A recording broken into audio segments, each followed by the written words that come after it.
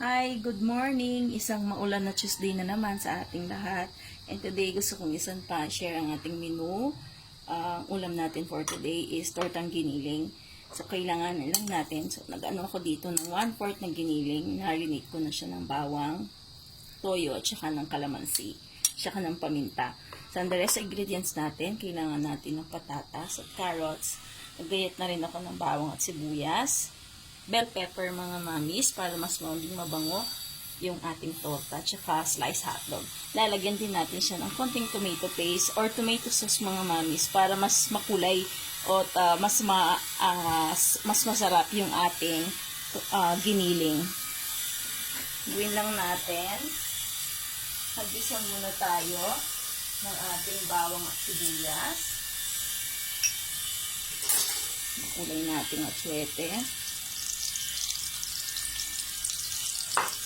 Natin ang ating bawang at sibuyas.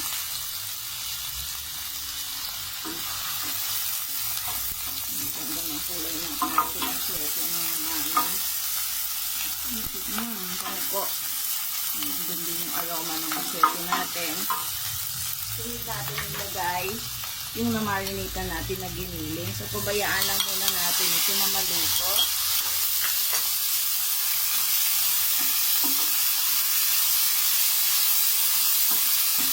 So, dito sa side niya, mga mamis, habang hinahayaan natin yung ating giniling, ay maglagay tayo ng konting tomato paste naman.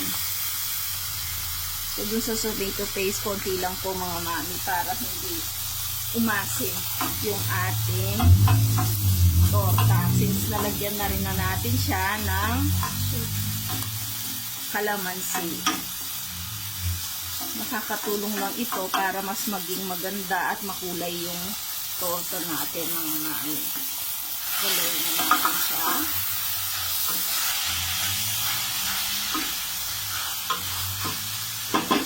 Pakuluan lang natin siya mga mami sa mahinang apoy. Balikan natin siya mamaya. Pakuluan natin yung ating giniling mga mami. Prito na natin yung ating patatas at carrots.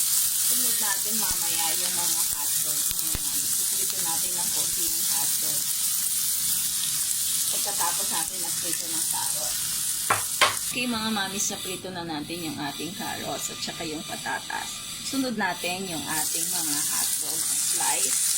Iprito na natin. At mamaya pagluto na siguro sila, isama natin mamaya. Isunod natin yung ating bell pepper para ma-prito rin siya. Samantalang yung ating torta mga mamis, eto na siya.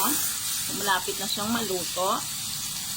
Siguro malagyan pa natin for about 5 minutes pa mga mamis. At sunod na natin yung gulay natin na pinrito natin. Kaya lang natin mag-golden brown yung ating hotdog. At mamaya isasabay din natin siya sa carrots at saka patatas. Mga mamis, ito na yung ating tortang giniling. So, malapit na siyang maluto. Tingnan natin yung kulay. So, napakaganda ng kulay dahil dun sa tomato paste na nilagay natin, even dun sa atsuete. Tikman muna natin siya bago natin ilagay yung ating mga gulay na pinrito kanina. Mga mamis, okay na okay po yung lasa. Unang doon yung lasa ng kalamansi. Sarap. Mapapakain na naman ng mga bata. Lagay na natin yung ating pinrito na patatas at carrots. Sunod natin yung hotdog. Lagyan na natin yung hotdog. Sarap ng ulam natin ngayon. I'm sure magugustuhan to ng mga anak natin. Dahil bukod dun sa meat, mga kids, no? Gustong-gusto nila yung hotdog. Lagay natin yung green na sili. Pampabango sa ating torta. At saka yung pinrito natin na bell pepper, mga mamis. And then, mamaya lang, hayaan lang natin hanggang sa yung texture na gusto natin para dun sa patatas ay malambot na. Then, ready to serve na ang ating torta giniling. Mamis, lunch is served. Tortang giniling ang ulam natin for today. And before I end, allow me to share again the word of God to you. Ang sabi sa Jeremiah 29:11, For I know the thoughts that I think toward you, saith the Lord, thoughts of peace and not of evil, to give you an unexpected end. Amen. At ang Panginoon po ay mabuti. Maganda po ang plano ng Panginoon sa buhay natin. Amen. At ang kapayapaan ng Panginoon po ay sumaating lahat sa araw na ito, mga mommies, and enjoy your meals together with your loved ones, especially with your kids. God bless everyone. Keep supporting Imang Kapampangan for more easy and simple recipe home-cooked meals for everyone. Thank you po.